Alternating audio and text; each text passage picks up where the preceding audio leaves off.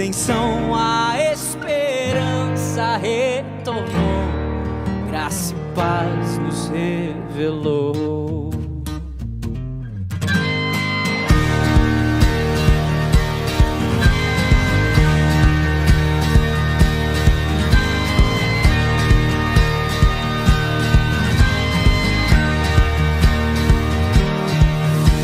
Hoje estou aqui, pois Ele decidiu me amar, e então eu posso livrar o seu sangue sobre mim, me comprou, me restaurou, sem culpa então me dou. O passado já não mais tem poder, pois novo sou, nele vou viver, posso amar. Toda morte e o sofrer não me assustarão jamais, pois foi Ele quem venceu em meu lugar. Tudo entregar, vou me render aos seus pés, vou me lançar. Tudo entregar, vou me render aos seus pés, vou me lançar. Tudo entregar, vou me render aos seus pés, vou me lançar. Tudo entregar, vou me render aos seus pés, vou me lançar. Tudo entregar, vou me render aos seus pés, vou me lançar. Tudo entregar, vou me render aos seus pés, vou me lançar. O passado já não mais tem poder, pois novo sou, nele vou viver, posso amar. Toda morte e o sofrer não me assustarão jamais, pois foi Ele que venceu em meu lugar. Jesus Cristo, Rei dos Reis, trouxe a redenção, a esperança retornou, graça e paz nos revelou. Jesus Cristo, Rei dos Reis, trouxe a redenção, a esperança retornou, graça e paz nos revelou. Jesus Cristo, Rei dos Reis, trouxe a redenção, a esperança retornou, graça e paz nos revelou. Jesus Cristo, Rei dos Reis, nos trouxe a redenção, a esperança retornou, graça e paz nos revelou.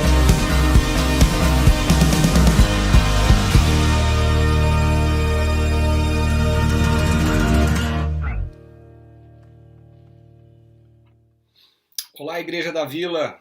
Como é bom a gente poder estar junto mais uma vez, né? Mais uma semana, nós estamos aqui para cultuar o nosso Deus. É o nosso culto de adoração e reflexão. Nós aqui louvamos, engrandecemos a Jesus juntos como igreja, e nós também refletimos, a gente recebe, nós temos nas mãos a palavra dele para que nós possamos ouvir a sua voz e sejamos edificados por aquilo que ele tem para nos dizer e fazer no nosso coração. Que esse momento seja um momento especial para você, para a sua família, e que hoje, o dia do Senhor, seja uma prioridade na tua vida, e que seja hoje o dia do Senhor no seu coração, algo separado e devotado, entregue somente a Ele. Vamos orar para dar início a esse culto e fazer o nosso coração se render e entregar-se ao Senhor, o nosso Pai, o nosso Jesus. Vamos fazer isso? Deus Santo, nós estamos aqui como igreja do Senhor. Nós estamos aqui como povo escolhido pelas tuas mãos. Nós estamos aqui porque um dia o Senhor nos salvou da podridão, do pecado, da sujeira, do lamaçal do pecado que nos envolvia. O Senhor abriu o nosso coração pela tua graça, com o teu amor, e nós conseguimos enxergar a Jesus, a cruz, ao perdão que foi ali derramado, gota a gota, pelo sacrifício do Cordeiro. Senhor, muito obrigado, porque quando o Senhor fez isso, o Senhor nos transformou de dentro para fora, e o Senhor continua essa obra no nosso coração e na nossa vida todo dia. E nós podemos experimentar a comunhão, a presença. Nós podemos experimentar o Senhor na nossa vida. Senhor, esse culto é teu, esse momento é teu. E que o Senhor fique com cada um de nós, que o Senhor fique com cada família da nossa igreja. Que o Senhor olhe, sonde o nosso coração e que principalmente o Senhor receba a nossa oferta, a nossa gratidão, o nosso coração diante do teu altar, para poder celebrar, louvar e engrandecer o seu nome. Nós estamos aqui para ouvir o Senhor. Por isso, Senhor, fala conosco. Nós queremos ouvir tua voz. Nós entregamos esse culto para o Senhor. Em nome de Jesus. Amém. Boa noite, pessoal. Muito bom estar aqui reunido hoje com vocês para mais um culto. Espero que estejam todos bem. Eu gostaria de compartilhar com vocês hoje um texto que se encontra no livro de Salmos, no capítulo 19. Eu estarei lendo os 14 versículos dele, todo o capítulo no caso, né? Então, ele começa assim: os céus manifestam a glória de Deus e o firmamento anuncia a obra de suas mãos. Um dia faz declaração a outro dia, e uma noite mostra sabedoria a outra noite. Sem linguagem, sem fala, ouvem-se as suas vozes, em toda a extensão da terra e as suas palavras, até ao fim do mundo. Neles pôs uma tenda para o sol, que é qual noivo que sai do seu tálamo e se alegra como um herói a correr o seu caminho. A sua saída é desde uma extremidade dos céus e o seu curso até a outra extremidade deles, e nada se furta ao seu calor. A lei do Senhor é perfeita e refrigera a alma. O testemunho do Senhor é fiel e dá sabedoria aos simples. Os preceitos do Senhor são retos e alegram o coração. O mandamento do Senhor é puro e ilumina os olhos. O temor do Senhor é limpo e permanece eternamente. Os juízos do Senhor são verdadeiros e justos juntamente. Mais desejáveis são do que o ouro, sim, do que muito ouro fino, e mais doces do que o mel e o licor dos favos. Também por eles é admoestado o teu servo, e em os guardar a grande recompensa. Quem pode entender os próprios erros? Expurga-me tudo dos que me são ocultos. Também da soberba guarda o teu servo, para que se não assenhoreie de mim. Então serei sincero e ficarei limpo de grande transgressão.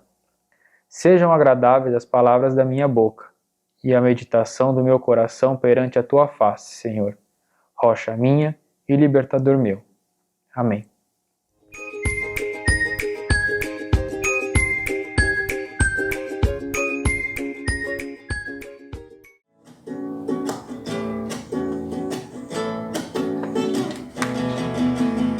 Não construa sua casa na areia. Não construa na beira do mar. Mesmo que pareça chique, é impossível que ela fique. A tempestade a vai derrubar. A rocha é um lugar de construir, um alicerce forte que não vai cair. As tempestades vão e vêm, mas a paz de Cristo tu tens. A rocha é um lugar de construir, um alicerce forte que não vai cair. As tempestades vão e vêm, mas a paz de Cristo tu tens. A rocha é um lugar de construir, um alicerce forte que não vai cair. As tempestades vão e vêm, mas a paz de Cristo tu tens.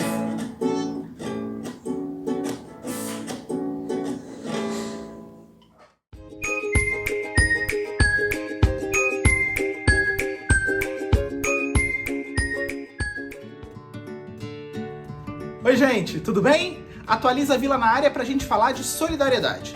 Eu falei para vocês 2 semanas atrás do projeto que a Igreja da Vila está apoiando, que é o Projeto Sopão Eis-me Aqui. Para quem não lembra, é um projeto que tem ajudado famílias em situação de vulnerabilidade e moradores de comunidades e favelas aqui da nossa região, Vila Maria, Vila Guilherme, Parque Novo Mundo, mas que também ajuda casas de pessoas que estão se recuperando da dependência química, essas instituições e as famílias também dessas pessoas que estão internadas. Eles continuam com a campanha dos alimentos, então você pode continuar doando tanto alimento quanto em dinheiro. E agora tem também a campanha do cobertor, com que eles já arrecadaram, já foi possível comprar mais de 100 cobertores. O inverno, a parte mais fria do inverno, deve começar agora no final de junho, então essa demanda deve aumentar e é muito importante que a gente também possa colaborar. Assim como no caso dos alimentos, os cobertores você também pode doar fisicamente, né? Um cobertor que de repente você não usa mais, algo que você sabe que vai ficar no armário, e a gente tem muita coisa que acaba ficando no armário e a gente sabe que não vai usar nem esse ano, não usou no anterior e não vai usar no próximo. Se esse for seu caso, você pode fazer essa doação. É só conversar com o Daniel, que é o responsável pelas doações. Eu vou deixar aqui o telefone dele, é 11 974 32 1665. 11 974 32 1665. Manda um WhatsApp para ele e vocês podem combinar a entrega ou o recolhimento dessas doações, tá certo? Se você quiser doar em dinheiro, você pode continuar fazendo isso e pode doar, gente, qualquer valor.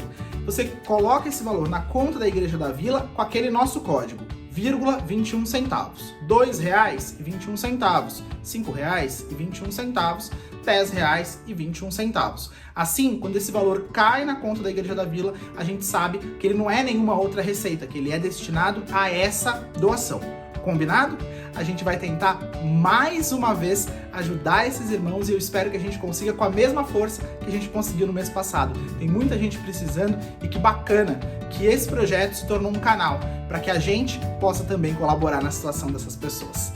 Um grande abraço para você e até domingo que vem.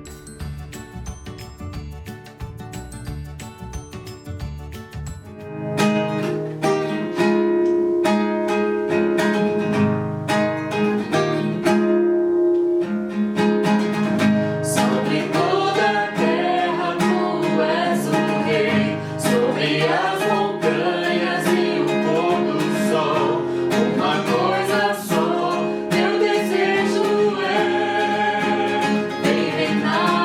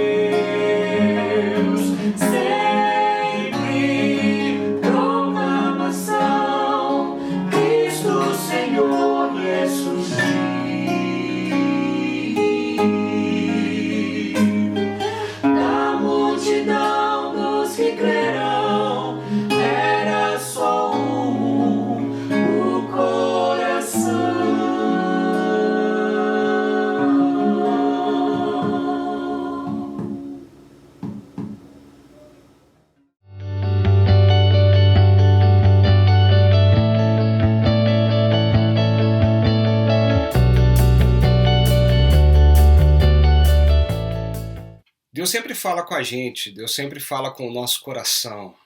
Deus sempre está aqui, usando a palavra dele para transmitir algo que é muito maior do que cada um de nós. Nós vivemos dias onde se faz muito necessário ouvir aquilo que Deus tem para nos dizer e comunicar ao nosso coração. Esse é um espaço para isso. É um espaço muito importante, é um espaço onde Deus pode falar com o seu povo através da sua palavra. Faça desse espaço um espaço especial para você. Ouça aquilo que ele tem para te dizer. Ouça a palavra dele com uma reverência tão grande que você permita que ele fale profundamente a tua alma e transforme a tua vida. Esse é o desejo do meu coração para a Igreja da Vila e para qualquer um que esteja nesse momento assistindo essa mensagem ou participando com a gente aqui. Que Deus fale profundamente às nossas vidas e ao nosso coração. De maneira informal, nós vivemos aqui como igreja, mas formalmente estamos aqui no momento de culto. Mas de uma maneira profunda, individual e pessoal, Deus transforma o nosso coração à medida que Ele fala com cada um de nós. Então, que o nosso coração seja reverente e esteja nesse momento voltado exclusivamente para ouvir aquilo que Ele tem para nos dizer. Vamos orar e pedir a bênção de Deus para isso, para que Ele fale profundamente a cada um de nós que precisamos tanto, tanto, tanto ouvir a Sua voz. Deus, nós não somos ninguém sem o Senhor. Nós não conseguimos ser absolutamente nada sem a Sua presença. Nesse momento aqui, nós precisamos muito ouvir a Sua voz, ouvir a Sua palavra e deixar que ela transforme completamente a nossa existência, transforme a nossa essência, transforme aquilo que nós somos, transforme, Senhor, aquilo que o pecado fez em cada um de nós. Faça a Tua obra nesse momento na Tua igreja e que o Senhor reine nas nossas vidas. Nós te pedimos isso em nome de Jesus. Amém. Eu queria conversar com você hoje algo que tem me incomodado profundamente nos dias de hoje. No contexto geral que nós estamos vivendo como igreja, como discípulos e discípulas de Jesus. Nós estamos passando por tempos complexos, difíceis, e nós temos visto a face da igreja ser desfigurada na nossa sociedade, no nosso contexto atual. Nós somos cristãos, mas às vezes temos até vergonha de dizer que nós somos cristãos. Nós seguimos a Jesus, mas parece que essa imagem de seguidor de Jesus está um tanto quanto distorcida. As pessoas já não entendem, não conhecem, não sabem mais o que é isso. Parece que nós estamos num mundo onde tudo está meio torcido, obscuro, nebuloso. E nós, como igreja, muitas vezes nos sentindo perdidos. Porque aquele ambiente, aquelas pessoas, aquele lugar que deveria ser o refúgio para o nosso coração, deveria ser o refúgio para todas as outras pessoas, um lugar de referência, tem se tornado um lugar de sarcasmo, de zombaria, um nome que se tornou uma referência de corrupção, hipocrisia. O que será que a igreja se tornou hoje, nos nossos dias, no nosso contexto de Brasil, no nosso contexto de São Paulo? Eu queria conversar um pouquinho com você sobre isso, sobre a nossa identidade. Como é ser cristão nos nossos dias? Como é ser cristão nos dias que nós estamos vivendo hoje? Como nós conseguimos viver esse contexto tão complexo como o nosso? Nós sabemos que a nossa cultura é uma cultura plural. E no meio dessa pluralidade existe uma guerra ideológica constante e latente. Nós lemos nas redes sociais, nos jornais, nas revistas, nós abrimos os noticiários da TV Nós conversamos com as pessoas que nós trabalhamos, a nossa família, e nós vemos uma verdadeira guerra ideológica. Cada um quer ter a ideia melhor, a ideia maior. A minha história é melhor do que a sua. A minha história é mais coerente que a sua. E no meio dessa pluralização de tudo pode ser aceito, nós enfrentamos o relativismo complexo de todas essas ideologias. Ou seja, não existe uma verdade absoluta. Existe a minha verdade, a sua verdade, todas elas devem ser aceitas. Na verdade, o que o mundo tem tentado nos mostrar, o que a cultura tem tentado nos mostrar no século XXI e na época que nós temos vivido, é que todas as verdades são verdades. E que você está construindo a sua verdade. No mundo nós somos indivíduos, nós somos únicos e você constrói a sua verdade. É bonito isso, mas isso não é bíblico. No mundo onde não existe verdades absolutas, como dizer que existe um Deus absoluto? Como dizer que existe um povo escolhido por esse Deus absoluto? Como dizer que existe uma só verdade, e essa verdade tem nome, ela se chama Jesus Cristo, que disse: eu sou a verdade, eu sou o caminho, eu sou a vida e ninguém vai ao Pai a não ser por mim. Percebe que vivendo o pluralismo e a relativização de todas as coisas, a queda da verdade absoluta, nós estamos agora nessa guerra ideológica e a polarização, onde eu tenho a minha opinião, você tem a sua. Ora nós nos aceitamos, ora nós brigamos. Tá difícil viver esses dias, gente. Tá difícil ser cristão nesses dias. Se antes os cristãos eram perseguidos ferozmente pela tortura e o castigo físico, talvez nos nossos dias atuais nós somos perseguidos ferozmente pela tortura e o castigo ideológico, pela relativização daquilo que para nós é absoluto. Nós estamos vivendo a geração da militância. Nós vemos pessoas militando por diversas causas.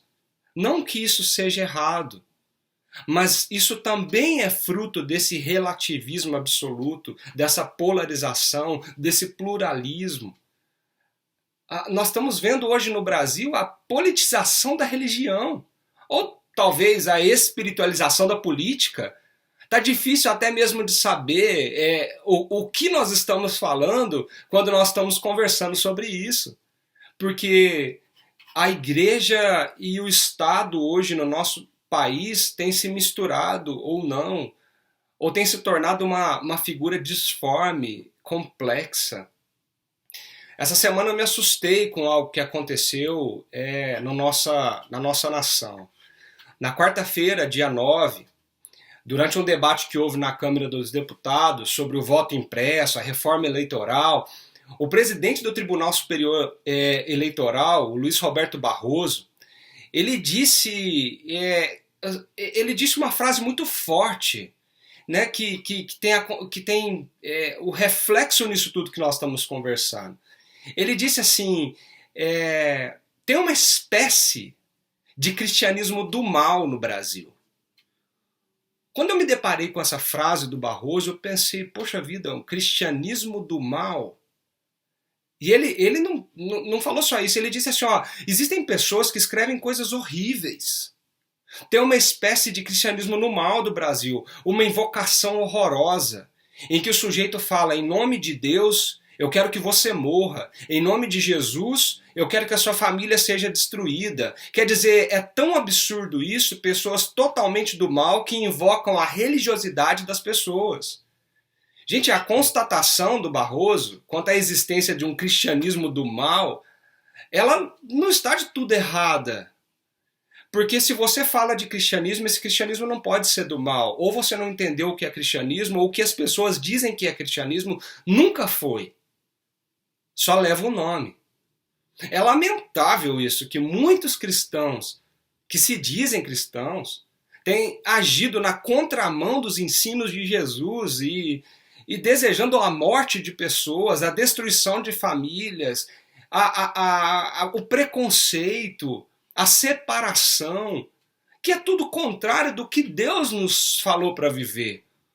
O cristianismo do mal, de hoje em dia, do Brasil, ele ensina que o mal pode ser feito e o mal, se for por amor a Deus, ele está certo. Eu posso desejar a morte de alguém se for por amor a Deus. O problema é que para Deus, o Pai de Jesus, o nosso Pai, não há justificativa nenhuma para o mal. O próprio Tiago, João, ele ensina tanta coisa pra gente e uma vez eles vão até Jesus e pedem autorização para destruir os samaritanos. Mas Jesus olha para eles e fala assim, repreendendo eles: procurai saber que o Espírito em vós, que Espírito é esse que em vós opera. Porque o Filho do Homem não veio para destruir a vida dos homens, mas para salvá-la. Então, sim, Barroso tem razão. Que o cristianismo do mal é uma inovação horrorosa. Ela já era denunciada por Paulo há muito tempo atrás. Paulo dizia, isso tem aparência de piedade, mas nega a sua eficácia. Gente, essa frase de Luiz Roberto Barroso essa semana mexeu com o meu coração. E eu fiquei pensando, qual é a imagem que nós estamos pintando, ou que nós estamos promovendo da Igreja de Jesus no mundo, no Brasil. Eu me lembro de John Stott. Eu gosto muito do John Stott. E em um dos seus livros ele escreve o seguinte: as pessoas não cristãs estão nos observando. Alegamos que conhecemos, amamos e seguimos Jesus Cristo. Dizemos que Ele é o nosso Salvador, nosso Senhor e nosso amigo. Que diferença ele faz para esses cristãos? O mundo pergunta diligentemente. Onde está o Deus deles? Podemos dizer, sem o menor temor da contradição, que o maior impedimento para a evangelização do mundo hoje é a falha da igreja em prover evidência do poder salvador de Deus em sua própria vida e trabalho. Certamente podemos e devemos orar por nós mesmos, para que tenhamos a bênção e a misericórdia de Deus e a luz do seu rosto, não para que possamos monopolizar a sua graça e nos aquecer sobre os raios do seu favor, mas para que os outros vejam a bênção e a beleza dele em nós e sejam atraídos para ele por nosso intermédio. John Stott tenta traduzir exatamente o que eu e você devemos nos lembrar no nosso dia. Quando nós levantamos da cama, quando nós estamos saindo para o trabalho, quando nós passamos o nosso final de semana descansando na casa de um amigo, quando nós vamos encontrar alguém que nós gostamos e que não professa a mesma fé que eu e você professamos. John Stott está lembrando que o mundo está clamando por coerência. Algo que nós não temos visto na nossa nação, nós não temos visto no Brasil. Isso me fez pensar, isso me fez refletir muito.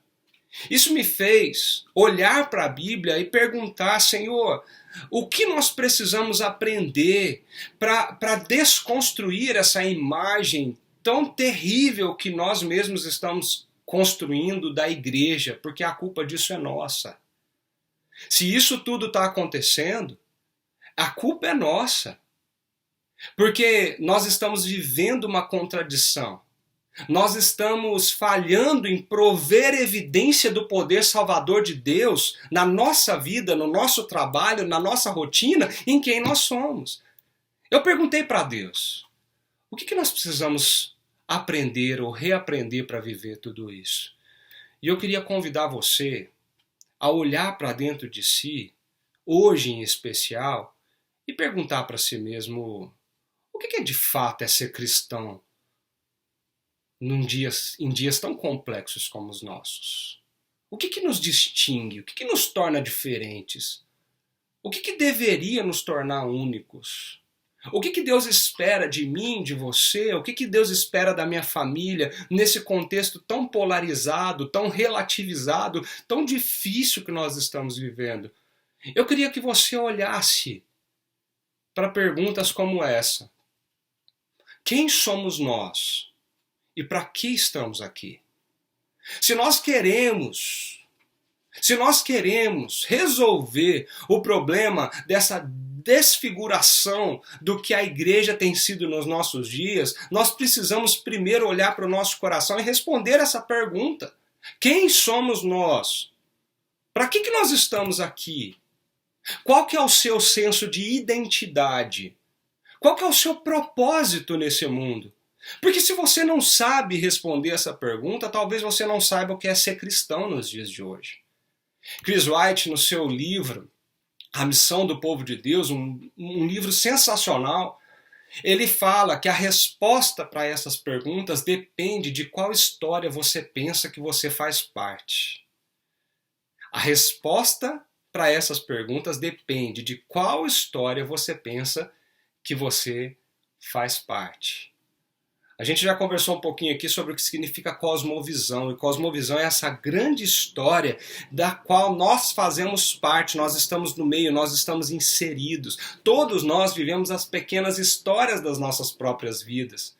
E nós temos a certeza que existe uma história maior, que faz sentido para nós e na qual eu estou inserido, que eu faço parte. Ela está além da minha vida, ela já existia antes de eu existir e essa história não termina quando eu morrer, ela continua após a minha morte. Que história é essa? Que história é essa? Pois bem, quando eu perguntei para Deus assim, o que a igreja precisa olhar na palavra do Senhor, na Bíblia, e refletir um pouco em tempos tão difíceis como esse, para que a gente possa iluminar a face da igreja em dias tão complexos como nós estamos vivendo, e que possamos deixar de ser considerados esse cristianismo do mal andando pelas ruas da nossa cidade, eu pensei no meu coração que nós precisamos fazer o que Deus fez com o povo dele lá em Êxodo, nos pés do Monte Sinai. E eu queria te convidar a olhar um pouquinho para esse texto e a partir dessa semana começarmos a refletir sobre quais são as nossas raízes. Quais são as raízes do nosso coração, as raízes do cristianismo que habita em mim, as raízes do ser filho de Deus. Quais são as minhas raízes? Onde eu estou firmado? Que profundidade essas raízes têm? Quais são os princípios e valores que podem passar gerações, mas que continuam os mesmos? E são eles que sustentam toda a minha vida, são eles que são a razão dos frutos que podem ser gerados na minha história. Eu queria mostrar para vocês o que Deus fez quando ele tirou aquele povo do Egito. E o primeiro ato de Deus foi levar esse povo para o Monte Sinai. E ali, através de Moisés, Deus diz algo para o povo que nós precisamos lembrar hoje. E a partir dessa semana, lembrarmos de coisas que Deus falou assim, isso nunca pode sair do coração de vocês. Eu queria ler esse texto. Está lá em Êxodo, capítulo 19, do versículo 1 ao versículo 6. Olha só o que está falando ali nesse texto. No dia em que se completaram 3 meses que os israelitas haviam saído do Egito, chegaram no deserto do Sinai. Depois de saírem de Refidim, entraram no deserto de Sinai e Israel acampou ali. Onde? Diante do monte. Logo, Moisés subiu o monte para encontrar-se com Deus, e o Senhor o chamou do monte dizendo, diga o seguinte aos descendentes de Jacó e declare aos israelitas, vocês viram o que fiz ao Egito, e como os transportei sobre asas de águias, e os trouxe para junto de mim. Agora, se me obedecerem fielmente e guardarem a minha aliança, vocês serão o meu tesouro pessoal dentre todas as nações. Embora toda a terra seja minha, vocês serão para mim um reino de sacerdotes e uma nação santa. Essas são as palavras que você dirá aos israelitas. Eu queria destacar aqui nesse texto como que é a dinâmica que Deus escolheu para poder trazer para aquele povo o coração deles de volta para o lugar. A gente conhece a história até aqui. Vamos lá. A gente está em Êxodo. O povo de Israel tinha ficado preso no Egito como escravo durante 400 anos. Eles tinham se multiplicado. Lembra, depois de José? Eles tinham se multiplicado, virado uma nação muito forte. O faraó que subiu ali, depois que morreu o faraó, que era amigo de José, ele escravizou o povo. E o povo clamava, e Deus ouviu do céu, e Deus mandou libertação para aquele povo. A gente conhece essa história. Os israelitas, depois que clamaram, Deus ele teve compaixão, fidelidade, envia Moisés para libertá-los. Ele manda pragas para que Faraó, o Egito, os deuses do Egito fossem confrontados. Eles escaparam. Deus selou a libertação deles com aquela miraculosa travessia pelo mar. Lembra? E o mar se abre e eles passam ali no meio daquelas águas. Depois, no capítulo 15 de Êxodo, a gente vê Miriam, Moisés, todos eles cantando, celebrando. Eles ainda têm um deserto para andar. Mas Deus traz esse povo para perto de si. Ele provê água, ele dá maná que cai do céu, ele sustenta aquele povo durante 3 meses depois que ele sai do Egito. E aí traz esse povo para um lugar específico. A gente está no capítulo 19 de Êxodo. E agora esse povo está acampado nos pés do Monte Sinai.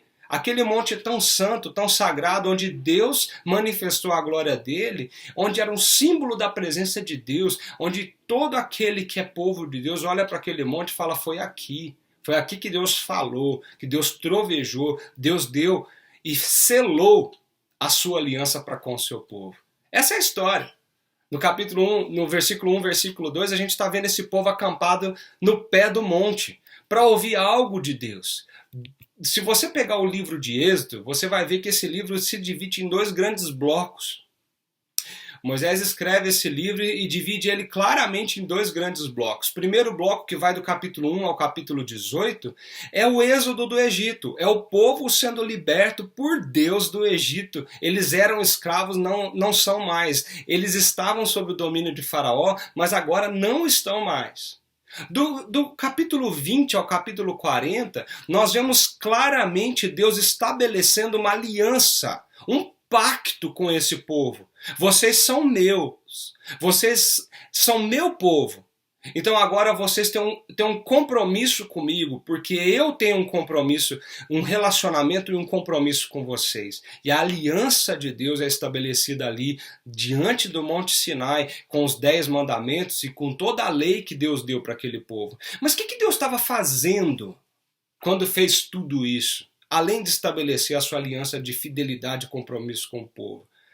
Esse capítulo 19, que está no meio desses 2 grandes blocos, é um capítulo que mostra esse centro, o que Deus está fazendo. Como que Deus estabelece tudo isso? Qual é o princípio de tudo isso? Esse é o tema de Êxodo. O discurso de Deus nesse momento aqui é a ligação crucial entre a história da redenção do Egito, na primeira metade do livro, e o estabelecimento da aliança, a entrega da lei, a construção do tabernáculo na segunda metade do livro. Então esse capítulo 19 é um discurso que Deus explica, encoraja, desafia, mas que Deus traz para aquele povo que estava num contexto de uma cultura totalmente estranha, a identidade dele de novo. Por que eu me lembrei desse texto, desse capítulo, diante de tantos questionamentos dessa semana para com Deus? Porque se nós queremos fazer com que a igreja brasileira, o cristianismo genuíno, o cristianismo de verdade, seja visto através da nossa comunidade, da nossa igreja e principalmente através de cada um de nós, onde nós estivermos, nós precisamos lembrar do que Deus lembrou aquele povo diante do Sinai. A estratégia de Deus, a primeira estratégia de Deus, antes de firmar o pacto, a aliança com aquele povo, foi mostrar para esse povo o seguinte: deixa eu mostrar para vocês quem vocês são. Vocês sabem quem vocês são? Vocês conviveram com uma cultura idólatra, com deuses do Egito, vocês se misturaram, vocês nasceram ali, Vocês viram a adoração a vários deuses. Vocês mal sabem o que é ter um Deus verdadeiro sobre a vida de vocês. Eu tirei vocês de lá, mas agora eu preciso mostrar para vocês quem vocês são de verdade. Sabe, gente, tem hora que eu sinto que o cristianismo hoje em dia, que a igreja brasileira, que nós nos contaminamos muito com os deuses do nosso Egito.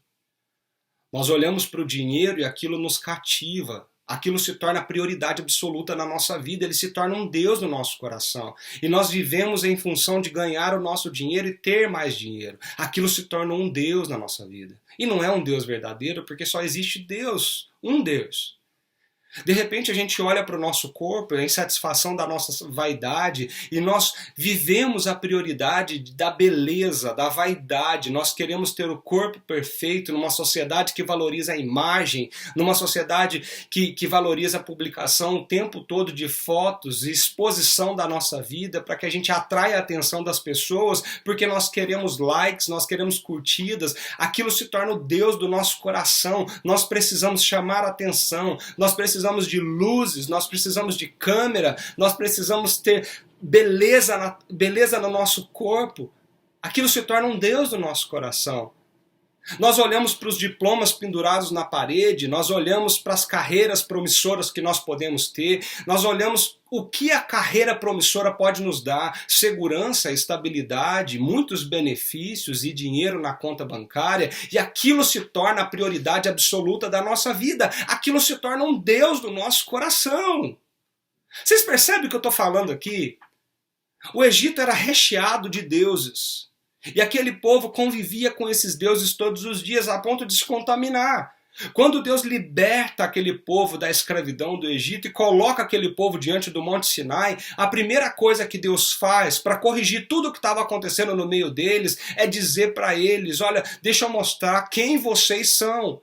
Vocês precisam resgatar, entender quem vocês são, da onde vocês vieram e para onde vocês estão indo.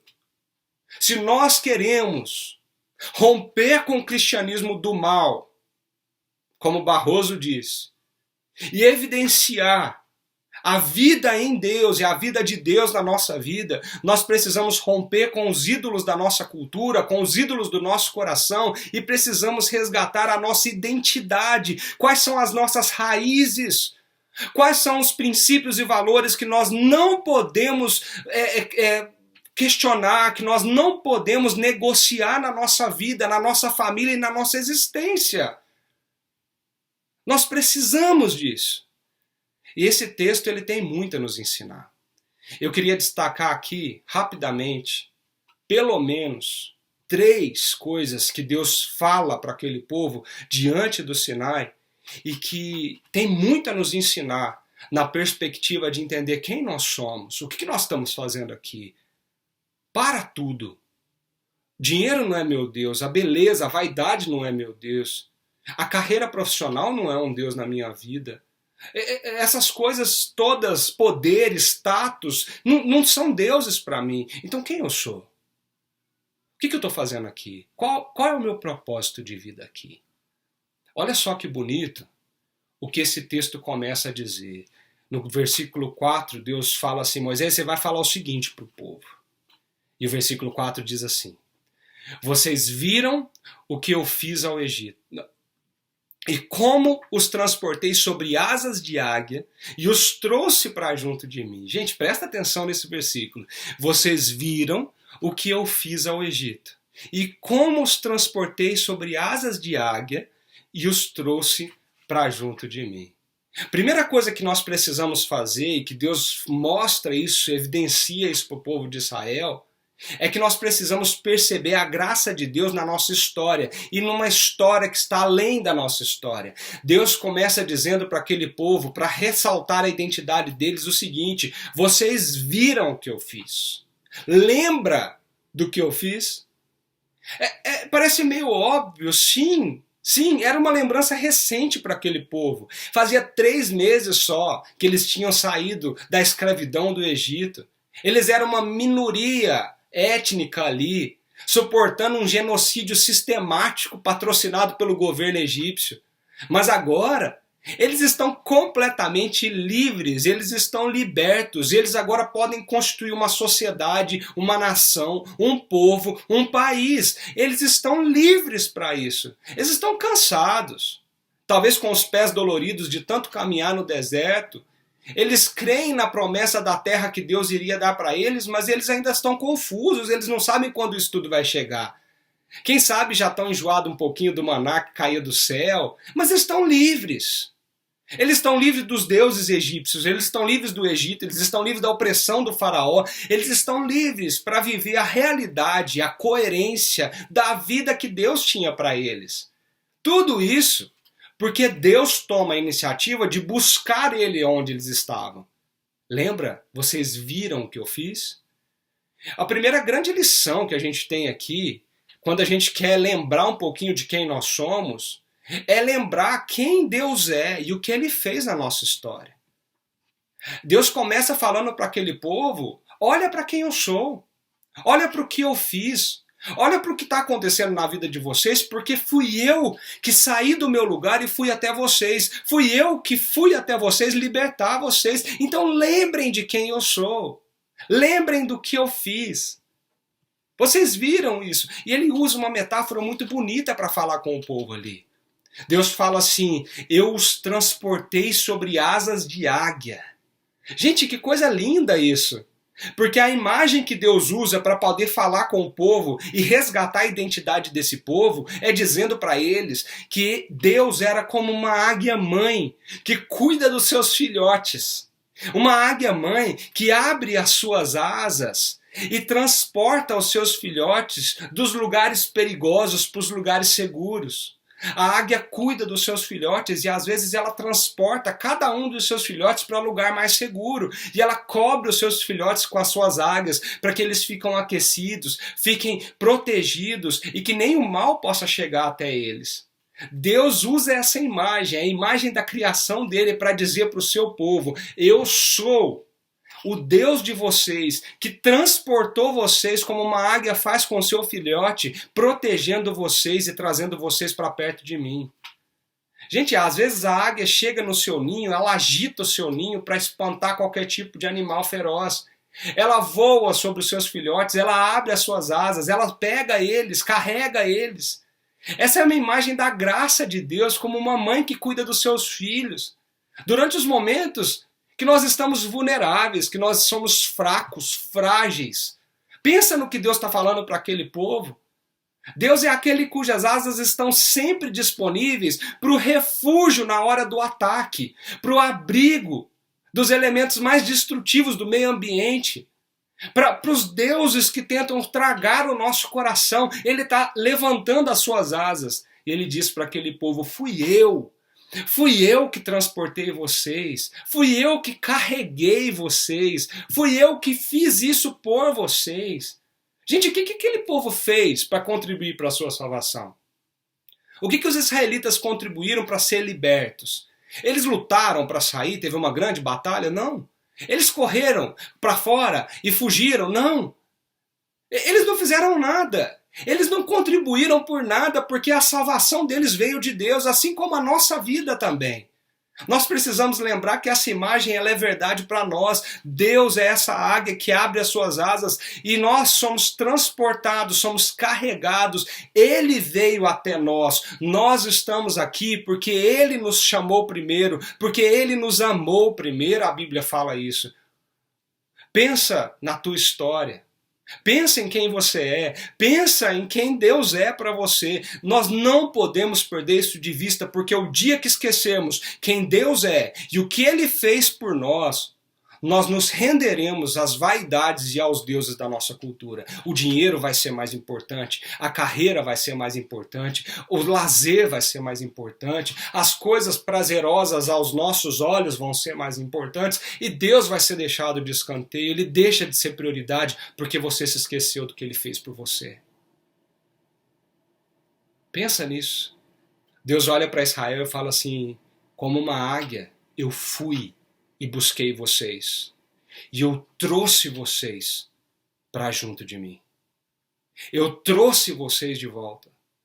Ele nos conquistou, foi Ele que fez, Ele nos comprou de volta, tudo é dele, mas Ele compra o povo dele de volta, Ele nos atraiu, a obra é sempre dele. Antes de pensarmos em qualquer decisão, escolha, direção, Deus já tinha operado no nosso coração. Nós amamos e compreendemos Jesus porque Ele atingiu o teu coração primeiro. Pensa, Ele nos trouxe para junto de si. Ele derramou a sua graça, a sua misericórdia. Você quer saber quem você é? Você precisa lembrar quem Deus é na tua história, quem Deus é na tua vida, o que Ele significa de fato para você. O que tudo isso traz de significado para a tua vida? Você já pensou nisso? O que Deus fez no teu passado? Quando eu olho para a minha vida lá para trás, eu me emociono porque Deus me resgatou de lugares escuros, terríveis. E Deus me trouxe de volta. Deus falou, não, eu não vou te deixar ir. Ele me trouxe de volta. Eu nunca imaginaria estar aqui como eu estou agora falando com vocês. Mas Deus tinha um propósito na minha existência. Ele não deixou que eu me matasse. Ele não deixou que eu cometesse suicídio. Ele não deixou que a depressão me definhasse. Ele não deixou que eu me perdesse a ponto de não lembrar quem Ele era e o que Ele fez por mim. Ele me trouxe de volta, Ele me resgatou, assim como fez com você.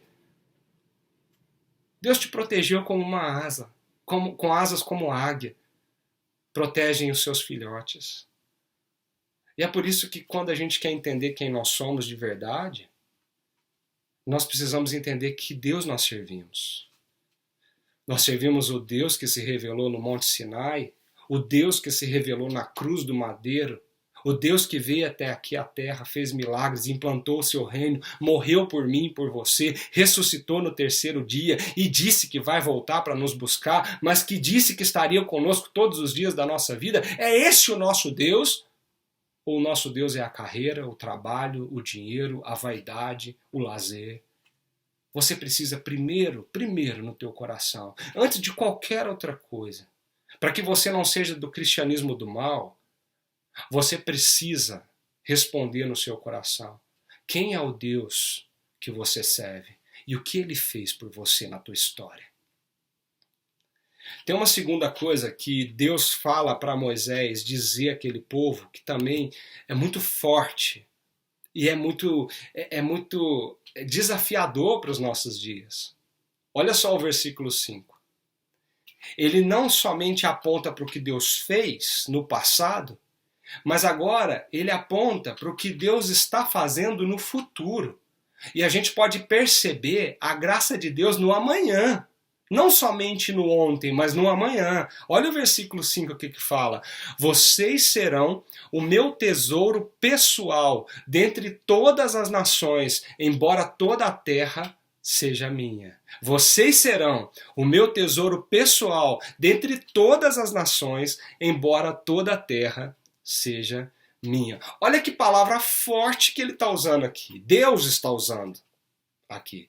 Ele fala, vocês serão o meu tesouro, pessoal. Vocês serão. Ele está falando de uma perspectiva futura, a perspectiva do amanhã. Você quer saber quem você é? Olha para trás e para o seu passado e lembra, coloca no teu coração quem Deus é para você e o que Ele fez na tua história. Mas se você quer saber da tua identidade, quem você é de verdade, a coerência do cristianismo que você vive, olha para o teu futuro. O que você espera do amanhã? O que você vê no amanhã? Qual é a perspectiva da graça de Deus do amanhã que você terá? E Deus fala para aquele povo no pé do Sinai o seguinte: vocês querem saber quem vocês são? Vocês precisam lembrar que vocês serão o meu tesouro pessoal dentre todas as nações. Olha a identidade desse povo, o tesouro pessoal de Deus. A palavra tesouro aqui é uma palavra hebraica única, muito específica, mas maravilhosa.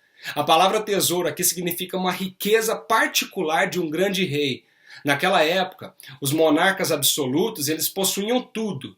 Quando eles assumiam o trono, tudo aquilo era deles, até mesmo o povo. Eles podiam fazer o que eles quisessem com a terra, com o povo e com tudo que existia ali.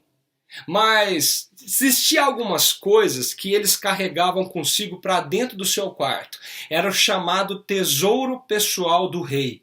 Eles carregavam isso e guardavam ali do lado da sua cama, com ele. Eram objetos valiosos, objetos preciosos, talvez de valores muito mais sentimentais do que valores econômicos. Mas todo rei tinha um tesouro pessoal guardado ali no seu quarto, nos seus aposentos. Deus usa essa linguagem, que era tão conhecida ali no Egito, porque quem se enterra com tesouro pessoal? Os grandes faraós egípcios. É por isso que aquelas pirâmides estão recheadas de tesouros. Porque são os tesouros pessoais deles. Eles levam com eles para a morte. Aquele povo sabia o que era isso. E Deus usa essa imagem para dizer, deixa eu falar quem vocês são. Se vocês entenderam quem eu sou e o que eu fiz, agora vocês precisam entender quem vocês serão na minha vida. Quem vocês serão nessa história. Vocês serão um tesouro pessoal meu. Olha a intimidade, a profundidade, olha a densidade do que Deus está falando. Vocês são a minha riqueza privada, o objeto mais especial de beleza, de valor que eu possuo. Vocês são as pessoas mais valiosas e valorosas que eu possuo na minha vida. Deus está falando isso para aquele povo. Olha, eu já amo vocês, eu já me comprometi com vocês, eu tenho um futuro para vocês. Eu quero que vocês vão além disso, porque tudo já é meu, mas eu quero uma intimidade, eu quero uma relação de intimidade com vocês. Eu quero que vocês estejam guardados nos meus aposentos, no meu quarto. Uma relação de deleite mútuo. Eu quero que vocês tenham essa intimidade comigo. Olha que bonito que Deus está falando para aquele povo. É como se Deus olhasse para aquele povo no Sinai falando assim, eu não tirei vocês do Egito à toa.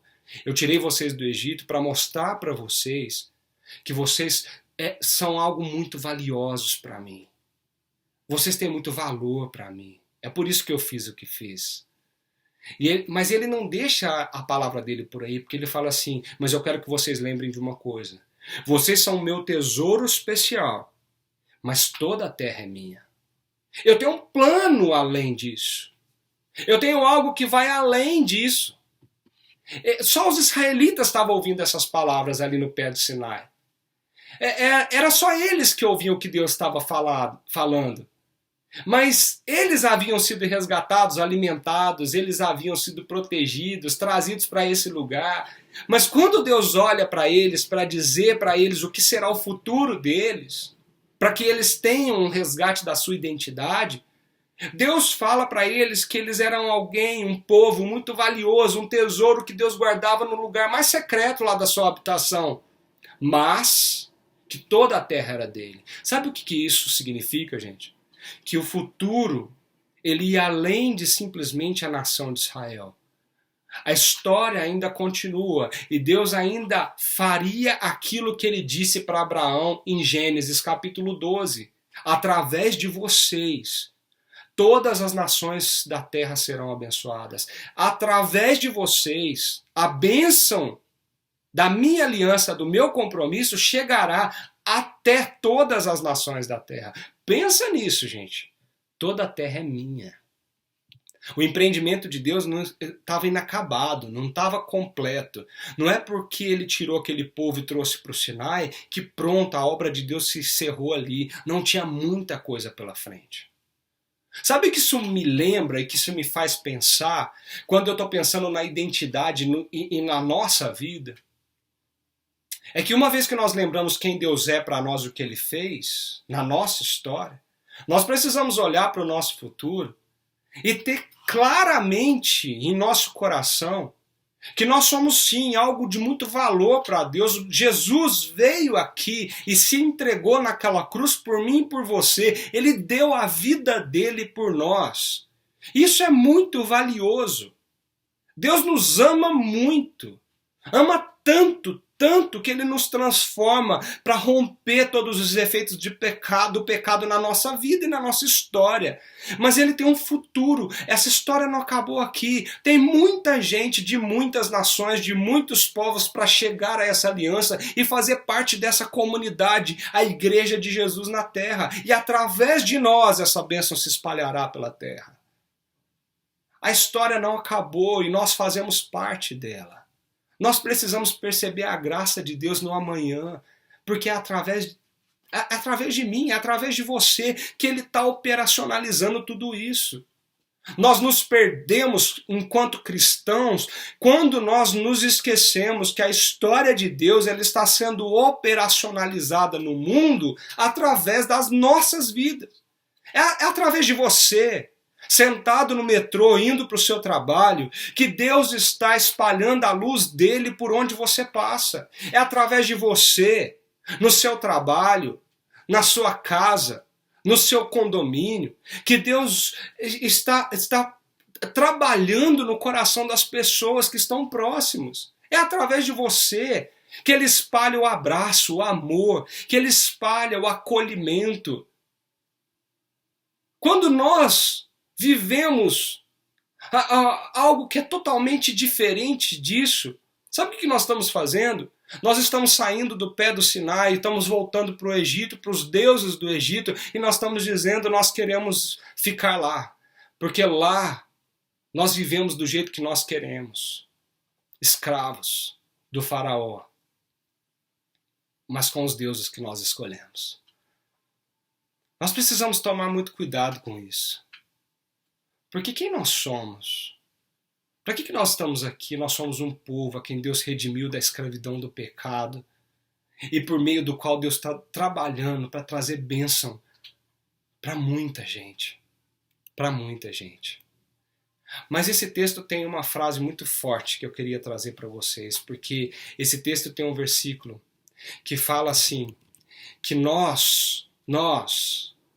se nós obedecermos fielmente e guardarmos a aliança de Deus, nós seremos o tesouro pessoal dentre todas as nações, embora toda a terra seja minha. Mas ele fala assim, vocês serão para mim um reino de sacerdotes e uma nação santa. Vocês serão para mim um reino de sacerdotes e uma nação santa. Se nós precisamos lembrar de quem Deus é na nossa história e o que Ele fez, vistes o que eu fiz, se nós precisamos olhar para o nosso futuro e aquilo que Deus está fazendo através de nós na história dEle, nós estamos vendo a graça de Deus no futuro, nós precisamos entender o que Ele espera de nós no presente. E Ele espera que nós vivamos a graça de Deus no nosso presente. Como? E Ele fala isso, Ele mostra isso. Qual a expectativa de Deus ao resgatar a identidade daquele povo diante do Sinai? Gente, essas frases parecem que são óbvias para nós. Primeiro, reino e nação são palavras mais ou menos neutras, parece que está dizendo a mesma coisa. Mas Deus está dizendo, é claro que você será uma nação, provavelmente um reino também. Mas a questão é, que tipo de nação e que tipo de reino vocês serão? A ênfase aqui está sobre as palavras descritivas do tipo de nação e reino que eles serão. E como Deus descreve isso? Um reino de sacerdotes e uma nação santa. Gente, presta atenção. O que significa ser um reino de sacerdotes? Para a gente entender isso, a gente precisa entender o que o sacerdote de Israel era em relação ao restante do povo. O sacerdote ali naquela época, naquela cultura, no povo, ficava no meio. Como assim no meio? Era um mediador. Deus de um lado e todo o resto do povo do outro. Deus escolheu algumas pessoas do meio do povo para serem sacerdotes, a tribo de Levi especificamente. E eles ficavam no meio do povo, entre Deus e o povo. Era uma posição intermediária. E tinha uma dupla tarefa, presta atenção nisso. O que um sacerdote fazia? Qual era o seu trabalho? O que ele tinha de responsabilidade para com o povo? Primeira coisa que ele fazia, ele ensinava a lei de Deus para o povo. Eles foram designados para tornar conhecido os caminhos, a palavra e os mandamentos de Deus para o povo. Ou seja, o sacerdote, ele trazia Deus para o povo através da sua palavra, o conhecimento de Deus para o povo. Eles mostravam para o povo quem era Deus. Então o sacerdote tinha essa função de levar Deus para o povo. Tanto é que quando os profetas falavam que a nação se corrompeu, que todo mundo adorando, todo mundo é um idólatra, está adulterando, está fazendo um monte de coisa errada, está mentindo, está se rendendo aos deuses falsos, quem eles culpavam? Os profetas? Aos sacerdotes. Porque os sacerdotes falharam nos seus ensinos. Então, a primeira tarefa do sacerdote é ensinar a lei de Deus para o povo. Mas a segunda tarefa do sacerdote é trazer o sacrifício do povo para Deus. Então eles ficavam ali, recebiam a oferta do povo, aquela pessoa matava aquele cordeiro, o sacerdote pegava o sangue daquele animal, aspergia ali no tabernáculo e depois trazia a mensagem de Deus abençoando aquela família, dizendo que eles estavam perdoados e que eles poderiam continuar vivendo a aliança com Deus. Então assim, por intermédio do sacerdote, do trabalho de expiação, as pessoas poderiam ir até Deus, porque o sacerdote também trazia o povo para Deus. Olha que dupla função o sacerdote tinha. Ele levava Deus para o povo, através do ensino da palavra, do ensino da verdade, dos princípios e valores. E trazia o povo para Deus, através dos sacrifícios e de todo o trabalho que exigia ali no tabernáculo e depois no templo. Então, o que o sacerdote representava para aquele povo? Deus vai ser conhecido por meio do sacerdote. E o povo chega até Deus por meio do sacerdote. E agora Deus olha para aquele povo no pé do Sinai e diz: vocês serão reino de sacerdotes. Qual a identidade de vocês? Sabe qual é a função minha, sua, como um reino de sacerdotes aqui na terra? Nós precisamos viver de uma forma tão coerente, tão íntegra, tão reta, tão verdadeira, mesmo sabendo que nós vamos errar, mesmo sabendo que nós vamos cometer pecados, mesmo sabendo que nós vamos fazer coisas erradas, decisões erradas, nós vamos trilhar caminhos que não deveriam ser aqueles. Mas qual é a nossa identidade? Nós somos aqueles que trazemos Deus para o povo. E nós somos aquele que pegamos o povo que não conhece a Deus e levamos eles até Deus, através do nosso amor, do nosso acolhimento, do nosso serviço, do nosso abraço.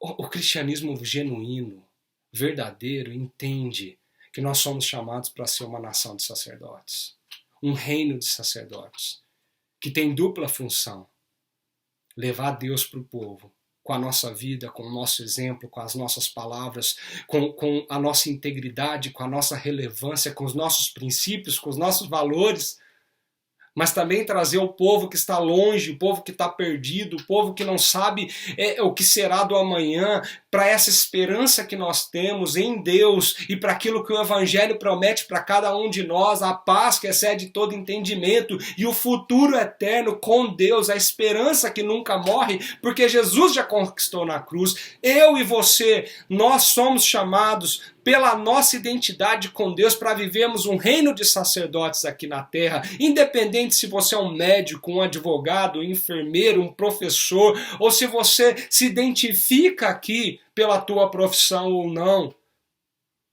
Você foi chamado não para ser um médico, um advogado, um professor. Isso é a sua função aqui na terra. Você foi chamado para ser um sacerdote de Deus, que leva Deus ao povo e traz o povo para Deus.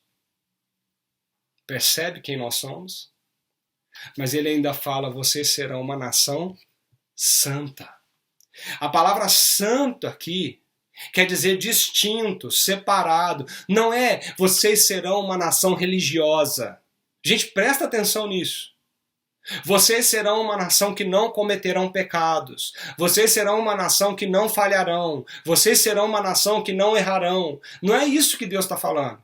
Deus está falando que vocês, ali, Israel, nós aqui, igreja, seremos uma nação separada, distinta, diferente. Alguém que se identifica com Deus, que não se mistura com os deuses do Egito. Como Deus era diferente de todos os deuses do Egito, Israel estava sendo chamado para ser diferente de todas as nações da terra. O modelo, o exemplo. Nós somos chamados para ser esse modelo, esse exemplo. A mesma coisa é dita sobre os cristãos do Novo Testamento, que nós devemos ser santificados. Jesus disse isso na sua oração, Isso é separado para si mesmo, separado para um propósito. É o significado da palavra santo. Não é uma questão de religiosidade, é uma questão de propósito, de identidade. Quem nós somos? Nós somos de Deus, nós somos filhos de Deus, nós vivemos para Deus, nós servimos a Deus no nosso trabalho, na nossa família, durante o nosso lazer ou qualquer coisa que nós fizermos. A santidade ali era um fato determinado. Deus declarou: sede santos, vocês são santos, eu tornei vocês santos, vocês são uma nação santa. A santidade ali era o imperativo. Vocês precisam ser coerentes com aquilo que eu fiz, com aquilo que eu chamei vocês para serem. Vocês precisam ser o que vocês são. Porque o que vocês são? Santos, sacerdotes. Vocês são povo de Deus, a nação que eu escolhi para ser bênção para todas as nações da terra. Então seja diferente, seja coerente com o cristianismo que você diz fazer parte. Romanos 12, versículo 1 e versículo 2 diz assim: portanto, irmãos, eu rogo-lhes pelas misericórdias de Deus que se ofereçam em sacrifício vivo, santo e agradável a Deus. Esse é o culto racional da sua vida. E não se conformem, não se amoldem ao padrão desse mundo, ao pluralismo, ao relativismo, à carência de uma verdade absoluta, mas transformem-se pela renovação da sua mente, para que sejam capazes de experimentar e comprovar a boa, agradável e perfeita vontade de Deus. De Deus.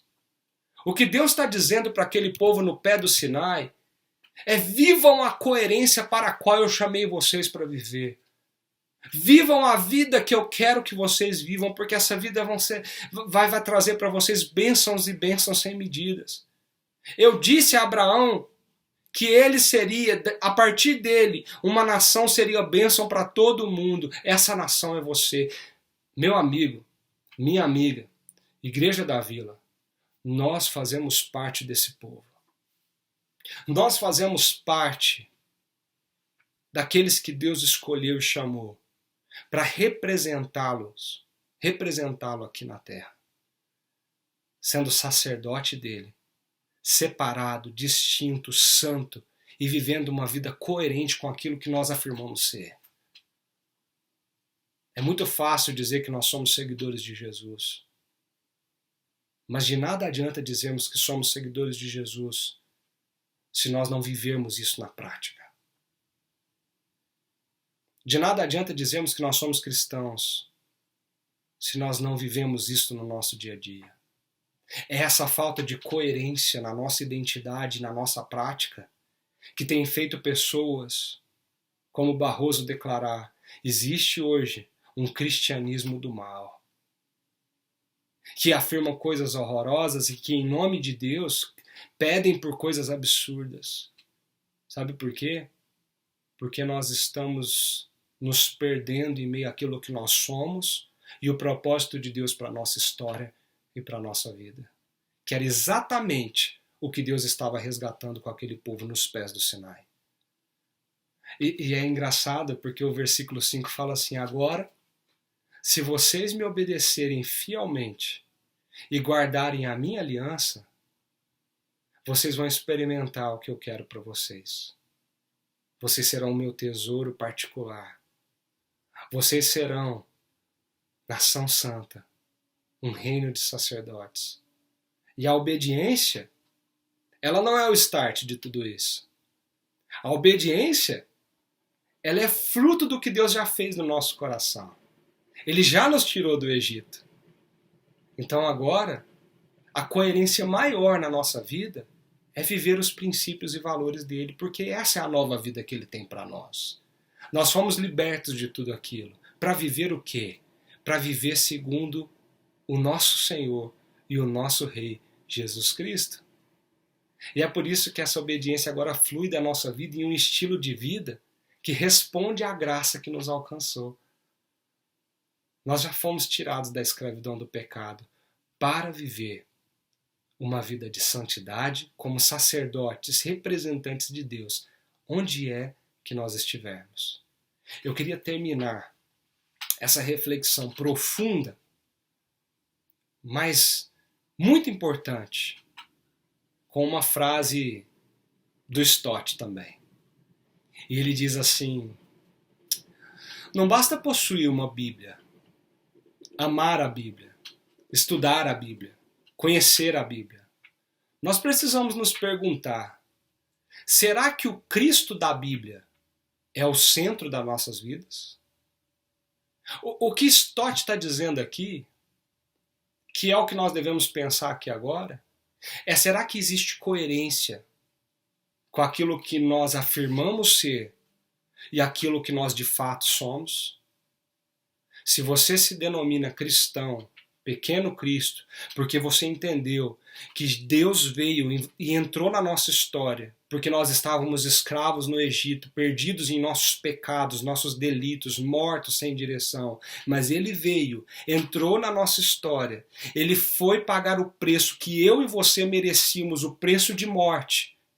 O preço que Deus tinha dito: se vocês comerem desse fruto, vocês certamente morrerão. E nós comemos o fruto da autonomia e nós morremos nos nossos pecados. Mas Jesus paga o preço naquela cruz por mim e por você. E sem merecermos nada, Ele nos tira do Egito, Ele nos coloca em liberdade para vivermos uma nova vida. Qual vida? A vida do seu reino. Um reino de sacerdotes. E uma nação separada, distinta, santa, que ainda peca, mas que está sendo trabalhada e transformada pela sua palavra e pela sua vontade. Nós precisamos viver a nossa coerência, para que nós não sejamos conhecidos como cristianismo do mal, mas como um cristianismo autêntico, que vive o que fala, porque fala do que a Bíblia diz. Eu queria desafiar você a pensar sobre isso.